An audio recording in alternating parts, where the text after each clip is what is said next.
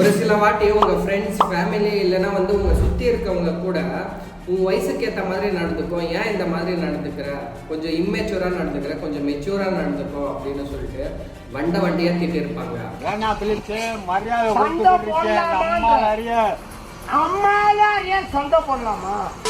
ஆனா நம்ம இதெல்லாம் எதுவுமே கண்டுக்க மாட்டோம். எதுவுமே கண்டுக்காத திரும்பவும் அதே மாதிரி தான் பிஹேவ் பண்ணிட்டு இருப்போம். இந்த மாதிரி இம்மெச்சூரா நடந்துக்கிறதுனாலயே அசிங்கப்படுவாங்க, அவமானப்படுவாங்க. ஆனா அவங்களுக்கே தெரியாது அவங்க வந்து இம்மெச்சூரா நடந்துக்கிறாங்க அப்படின்னு சொல்லிட்டு. ஸோ அதனால நீங்க மெச்சூரா இருக்கீங்களா இல்லை இம்மெச்சூரா இருக்கீங்களா அப்படின்னு கண்டுபிடிக்கிறதுக்காக சைக்கலாஜிக்கலான ஒரு 8 அறிகுறி வந்து எடுத்துன்னு வந்திருக்கிறாங்க. இந்த அறிகுறி எல்லாம் உங்களுக்கு இருந்துச்சுன்னா நீங்க இம்மெச்சூரா இருக்கீங்க அப்படின்றத நீங்களே தெரிஞ்சுக்கலாம். நான் இப்போ சொல்ல போற ஒவ்வொரு பாயிண்ட்டுமே நீங்க ஆட் பண்ணிக்கினே போங்க. அதுக்கப்புறமா லாஸ்டா 8க்கு உங்களுக்கு எவ்வளவு மெச்சூரிட்டி பாயிண்ட் வந்திருக்கு அப்படின்றத கமெண்ட்ஸ்ல சொல்லுங்க. அப்பதான் மற்றவங்க உங்க கமெண்ட்ஸை படிச்சு பார்க்கும்போது ஓ இவ்வளோ பேர் வந்து இம்மெச்சூரா இருக்காங்க, இவ்வளோ பேர் வந்து மெச்சூரா இருக்காங்க அப்படின்றத அவங்களும் தெரிஞ்சுப்பாங்க.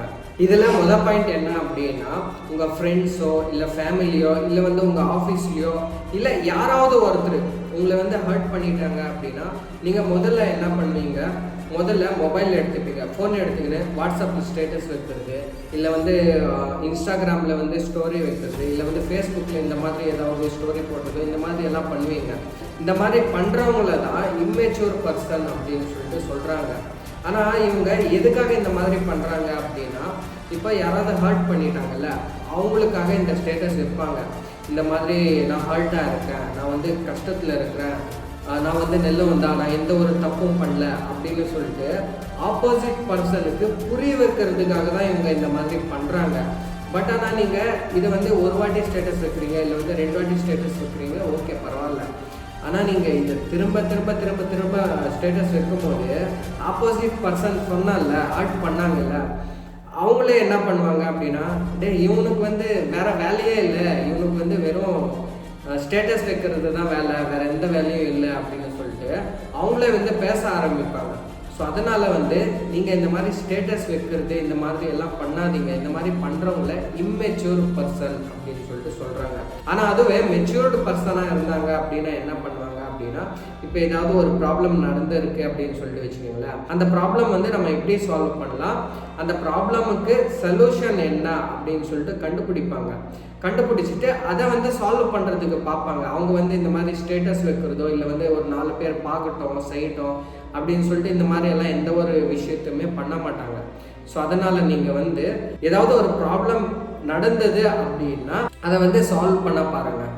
இதில் 2வது பாயிண்ட் என்ன அப்படின்னா, ஒரு சின்ன விஷயத்துக்கும் இன்னொருத்தர்கிட்ட போயிட்டு டிசிஷன் கேட்பாங்க. ஃபார் எக்ஸாம்பிள் உங்கள் ஃபேமிலியாக இருக்கட்டும் இல்லை வந்து ஃப்ரெண்ட்ஸாக இருக்கட்டும் இல்லை வந்து அவங்க லைஃப் பார்ட்னராக இருக்கட்டும், இவங்ககிட்ட போயிட்டு டிசிஷன் எடுப்பாங்க. அவங்க வந்து ஓனாக டிசிஷன் எடுக்க மாட்டாங்க. எந்த ஒரு விஷயமா இருக்கட்டும், ஒரு ட்ரெஸ் எடுக்கிறதா இருக்கட்டும் இல்லை வந்து ஒரு செருப்பு எடுக்கிறதா இருக்கட்டும் இல்லை வந்து எங்கேயாவது ஒரு காலேஜ் ஜாயின் பண்ணுறாங்க அப்படின்னு சொல்லிட்டு வச்சுக்கோங்களேன், எந்த காலேஜ் நம்ம போய் ஜாயின் பண்ணலாம் இல்லை வந்து எந்த ஒர்க்கு போய் ஜாயின் பண்ணலாம், எந்த விஷயமானா இருக்கட்டும் அவங்க வந்து ஓனாக திங்க் பண்ணி ஓனாக டிசிஷன் எடுக்க மாட்டாங்க, மற்றவங்கள டிபெண்ட் பண்ணியே இருப்பாங்க. ஸோ இந்த மாதிரி இருக்கவங்கள வந்து இம்மெச்சூர் பர்சன் அப்படின்னு சொல்லிட்டு சொல்கிறாங்க. அதனால நீங்கள் எந்த ஒரு விஷயமானா இருக்கட்டும் நீங்களே ஓனாக டிசிஷன் எடுங்க. நீங்கள் ஒருத்தர்கிட்ட வந்து ஒப்பீனியன் கேட்குறது ஓகே பரவாயில்ல, ஆனால் அந்த ஒப்பீனியன் கேட்டுட்டு டிசிஷன் வந்து நீங்கள் எடுங்க. எந்த ஒரு டிசிஷனாக இருக்கட்டும் நீங்கள் எடுத்து நீங்கள் வந்து இம்ப்ளிமெண்ட் பண்ணுங்க. இதில் 3வது பாயிண்ட் என்ன அப்படின்னா, யாராவது உங்களை தப்பாக பாயிண்ட் அவுட் பண்ணுறாங்க அப்படின்னு சொல்லிட்டு வச்சுக்கோங்களேன். இப்போ நீ ஏன் இந்த தப்பை பண்ண, ஏன் அந்த தப்பை பண்ண, எதுக்காக இந்த மாதிரி பண்ண அப்படின்னு சொல்லிட்டு ஏதாவது ஒரு விஷயத்தில் தப்பாக பாயிண்ட் அவுட் பண்ணாங்க அப்படின்னு சொல்லிட்டு வச்சுக்கோங்களேன். அப்போ வந்து அவங்கள புரிஞ்சிக்காம சண்டை போடுவாங்க, கோவப்படுவாங்க, உடனே கோவப்படுவாங்க. அவங்க வந்து யோசிக்க மாட்டாங்க, நான் இந்த தப்பு பண்ணியிருக்கேனா இல்லையா என்ன ஏது எதுவுமே யோசிக்க மாட்டாங்க. உடனே கோவப்படுவாங்க, நான் என்ன தப்பு பண்ணேன், என்ன மட்டும் ஏன் இந்த மாதிரி எல்லாம் சொல்கிறீங்க, என்ன மட்டும் ஏன் இந்த மாதிரி எல்லாம் பண்ணுறீங்க செய்கிறீங்க அப்படின்னு சொல்லிட்டு உடனே கோவப்படுவாங்க. இவங்கள வந்து இம்மெச்சூர் பர்சன் அப்படின்னு சொல்லிட்டு சொல்கிறாங்க. ஆனால் ஒரு மெச்சூர்ட் பர்சனாக இருந்தாங்க அப்படின்னா யாராவது ஏதாவது தப்பாக சொல்கிறாங்க அப்படின்னா அந்த தப்பு கரெக்டாக நான் பண்ணியிருக்கேனா இல்லையா அப்படின்னு சொல்லிட்டு யோசிப்பாங்க. உடனே வந்து கோவப்படுறதோ இல்லை வந்து அடிக்கிறதோ கத்துறதோ இந்த மாதிரி எதுவும் பண்ண மாட்டாங்க. பண்ணாமல் இது வந்து நான் பண்ணது வந்து கரெக்டா தப்பா அப்படின்னு சொல்லிட்டு யோசிச்சுட்டு அதுக்கப்புறமா தான் அவங்க வந்து முடிவு எடுப்பாங்க. இதில் 4வது பாயிண்ட் என்ன அப்படின்னா, அவங்க லைஃப்ல எந்த ப்ராப்ளம் நடந்தாலுமே மற்றவங்கள ப்ளேம் பண்ணுவாங்க. ஃபார் எக்ஸாம்பிள் அவங்க கொஞ்சம் கம்மியாக மார்க் வாங்கியிருக்கிறாங்க அப்படின்னு சொல்லிட்டு வச்சுக்கோங்களேன். அவங்க பேரண்ட்ஸ் ஏன்டா இந்த மாதிரி கம்மியாக மார்க் வாங்கியிருக்கா அப்படின்னு சொல்லிட்டு கேட்டாங்கனாக்கா, இல்லை எனக்கு வந்து டீச்சர்ஸ் சரியாக சொல்லிக் கொடுக்கல, அதனால தான் வந்து நான் கம்மியாக மார்க் வாங்கிட்டேன் அப்படின்னு சொல்லுவாங்க. ஒருவேளை அவங்க வந்து ஒர்க் போகிறவங்களா இருந்தாங்கன்னா, ஏன் உனக்கு வந்து ப்ரொமோஷனே கிடைக்க மாட்டேது, அதே இடத்துல இருக்கிற அப்படின்னு சொல்லிட்டு சொன்னாங்க அப்படின்னு சொல்லிட்டு வச்சுக்கோங்களேன். அவங்க வந்து அவங்களோட குவாலிட்டியை இம்ப்ரூவ் பண்ணிக்க பார்க்க மாட்டாங்க.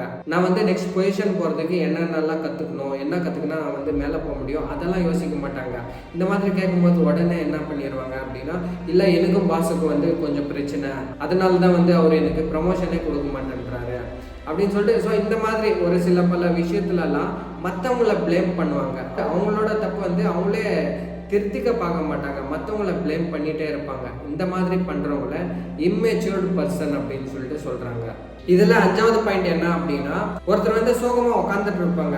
அவங்கள வந்து போயிட்டு நான் சிரிக்க வைக்கிறேன், அவங்கக்கிட்ட வந்து ஜோக் பண்ணுறேன் அப்படின்னு சொல்லிட்டு கிரிஞ்சாக ஏதாவது பண்ணிட்டு இருப்பாங்க. இந்த மாதிரி பண்ணுறவங்கள இம்மெச்சூர் பர்சன் அப்படின்னு சொல்லிட்டு சொல்கிறாங்க. ஆனால் இந்த மாதிரி சோகமாக உட்காந்துட்டு இருப்பாங்கல்ல, அவங்கக்கிட்ட வந்து அவங்க டோன்லேயே பேசணும். அவங்க டோன்லேயே என்னாச்சு ஏதாச்சு அப்படின்னு சொல்லிட்டு சோகமான டோனில் பேசுகிறவங்கள தான் அவங்களுக்கு ரொம்பவே பிடிக்கும் அப்படின்னு சொல்லிட்டு சொல்கிறாங்க. இதில் 6வது பாயிண்ட் என்ன அப்படின்னா, ஒருத்தர் வந்து நான் சொல்கிறது தான் வந்து கரெக்டு, மற்றவங்க சொல்கிறதெல்லாம் தப்பு, நான் சொல்கிறது தான் எல்லாருமே செய்யணும் அப்படின்னு சொல்றாங்க தெரியுமா, அவங்கள வந்து இம்மெச்சூர்டு பர்சன் அப்படின்னு சொல்றாங்க. இந்த உலகத்துல இருக்கிற 80 to 90% பீப்புளுக்கு வந்து இந்த ஒரு அறிகுறி இருக்கு அப்படின்னு சொல்றாங்க. இப்போ ஒவ்வொருத்தர்கிட்டையும் ஒவ்வொரு ஒப்பீனியன் இருக்கும். அதுல வேறவங்க சொல்ற ஒப்பீனியனும் கரெக்டா தான் இருக்கு அப்படின்னு சொல்லிட்டு நம்ம லேட்டா தான் புரிஞ்சுன்னு இருப்போம். ஏன்னா மற்றவங்க சொல்ற ஒப்பீனியன் கரெக்டா இருக்காது அப்படின்னு நம்ம சொல்லிட்டு இருப்போம். ஆனா அந்த ஒப்பீனியனை வச்சுதான் அவங்க அவங்களோட லைஃப்ல சக்சஸ்ஃபுல்லாகவும் மாறி இருப்பாங்க. ஸோ அதனால மற்றவங்க சொல்ற ஐடியாவையும் நீங்க என்னைக்கு யோசிக்க ஆரம்பிக்கிறீங்களோ அன்னைக்கு தான் நீங்க மெச்சூர்டு பர்சன் அப்படின்னு சொல்றாங்க. இதுல 7வது பாயிண்ட் என்ன அப்படின்னா, உங்க அக்க பக்கத்து வீட்டுல இருக்கிற சின்ன குழந்தைங்களோ இல்ல வந்து உங்க ஃப்ரெண்டோட குழந்தையோ இல்லை வந்து உங்கள் ஃபேமிலியிலேருந்து யாராவது ஒரு குழந்தை வந்து உங்களை ஏதாவது விளையாட கூப்பிடுறாங்க, ஒரு கண்ணாமூச்சியோ இல்லை வந்து ஒரு கிரிக்கெட் விளையாடலாம், இல்லை இந்த மாதிரி ஏதாவது ஒரு கேம்ஸ் ஏதாவது விளையாட கூப்பிடுறாங்க அப்படின்னா நீங்கள் அந்த கேம் விளையாடுறதுக்கு போகாத, உன் வயசு என்ன என் வயசு என்ன எதுக்கு கூப்பிடுற அப்படின்னு சொல்லிட்டு சொல்லாதீங்க. ஏன்னா நீங்கள் அந்த குழந்தைங்க கூட போய் விளையாடும் போது எந்த ஒரு கஷ்டமாக இருந்தாலும் மறந்து போயிடுவீங்க. மறந்துட்டு அவங்க கூட அவங்க கண்ணாமூச்சி விளையாடுறதா இருக்கட்டும், கிரிக்கெட் விளையாடுறதா இருக்கட்டும், இந்த மாதிரி நல்லா ஜாலியாக சிரித்து பேசிட்டு அவங்க கூட விளையாடும் போது எந்த ஒரு கஷ்டமாக இருந்தாலும் நீங்கள் மறந்து கொஞ்சம் மைண்ட் ஃப்ரீயாக இருப்பீங்க அப்படின்னு சொல்கிறாங்க.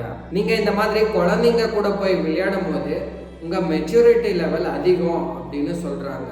இதில் 8வது பாயிண்ட் என்ன அப்படின்னா, ஒரு சில பேர் அவங்க ஏதாவது தப்பு பண்ணியிருப்பாங்க, தப்பு பண்ணிட்டு கூட ஒரு சாரி, அந்த சின்ன சாரி சொல்கிறதுக்கு கூட கஷ்டப்படுவாங்க. ஃபர்ஸ்ட் அவங்களே வந்து எனக்கு சாரி கேட்கட்டும், நான் ஏன் சாரி கேட்கணும், நான்லாம் சாரி கேட்க மாட்டேன் அப்படின்னு இந்த ஒரு சின்ன சாரியை கேட்கறதுக்கு ஏதோ ஒரு மலையே வந்து கீழே வீழ்ந்த மாதிரி யோசிப்பாங்க. இந்த மாதிரி பண்ணுறவங்கள இம்மெச்சூர் பர்சன் அப்படின்னு சொல்கிறாங்க. அதுக்கப்புறமா ஒரு மெச்சூர் பர்சனாக இருந்தால் என்ன பண்ணுவாங்க அப்படின்னா, ஏதாவது ஒரு தப்பு பண்ணியிருந்தாங்கன்னா சாரி அப்படின்றது ஒரு விஷயம் கேட்பாங்க. அந்த ஒரு வேர்டுனால ஒரு ரிலேஷன்ஷிப்பாக இருக்கட்டும், இல்லை ஒரு ஃப்ரெண்ட்ஷிப்பாக இருக்கட்டும், இல்லை ஒரு ஒர்க் பிளேஸ்லையாக இருக்கட்டும், அந்த பாண்டிங் வந்து அப்படியே இருக்கும். அந்த ஒரு சாரி தான், அந்த ஒரு சாரினால அந்த பாண்டிங் வந்து பிரிஞ்சு போகாமல் அப்படியே இருக்கும். ஸோ அதனால் இந்த மாதிரி சாரி கேட்காம இருக்கிறவங்கள இம்மெச்சூர்டு பர்சன் அப்படின்னு சொல்கிறாங்க. இப்போ நான் சொன்ன இந்த 8 பாயிண்ட்ல உங்களுக்கு எத்தனை மார்க் வந்திருக்கு அப்படின்றத கமெண்ட்ஸ்ல சொல்லுங்க. அதுக்கப்புறமா இந்த வீடியோ பிடிச்சிருந்தா இந்த வீடியோவை லைக் பண்ணிட்டு சேனலை மறக்காம சப்ஸ்கிரைப் பண்ணிடுங்க.